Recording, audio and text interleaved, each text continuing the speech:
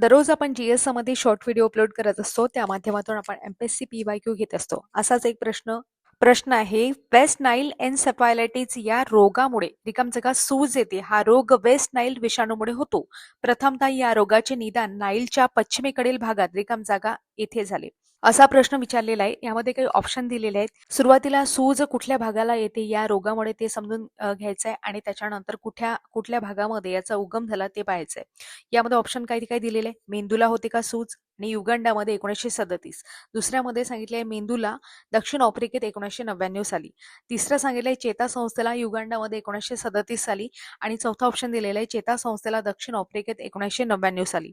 तर या प्रश्नाचं योग्य उत्तर काय आहे? मेंदूला युगांडामध्ये 1937 साली.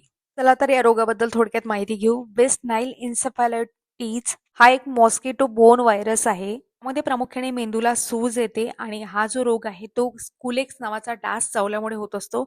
डास आधी एखाद्या संक्रमित पक्ष्याला चावतो, त्याच्यानंतर विषाणू त्याच्या शरीरामध्ये वाढतो आणि नंतर तो डास मग एखाद्या प्राण्याला किंवा एखाद्या मनुष्याला चावतो आणि त्याच्यानंतर त्याला मेंदूला सूज अशा प्रकारची लक्षणे दिसायला लागतात. सुरुवातीला काही लक्षणे दिसत नाहीत, मात्र नंतर तीव्र डोकेदुखी, अंगदुखी, थकवा, कधी कधी उलटी, जुलाब, त्वचेवर सौम्य पुरळ वगैरे अशा प्रकारची लक्षणे दिसायला लागतात. या व्यतिरिक्त माहिती जी आहे ती आपल्याला प्रश्नामधूनच कव्हर झालेली आहे की याच्यामुळे मेंदूला सूज येते वगैरे. आणि युगांडामध्ये 1937 साली सर्वात प्रथम हा रोग पाहायला मिळाला. अशा प्रकारे या प्रश्नाबद्दल आपण अधिकची माहिती घेतली.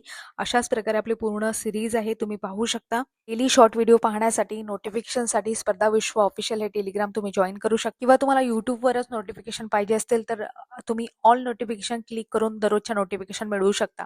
दररोज आपण प्रश्न अपलोड करत असतो सकाळी 10 वाजता. आवडल्यास लाईक, शेअर आणि सबस्क्राईब नक्की करा. धन्यवाद.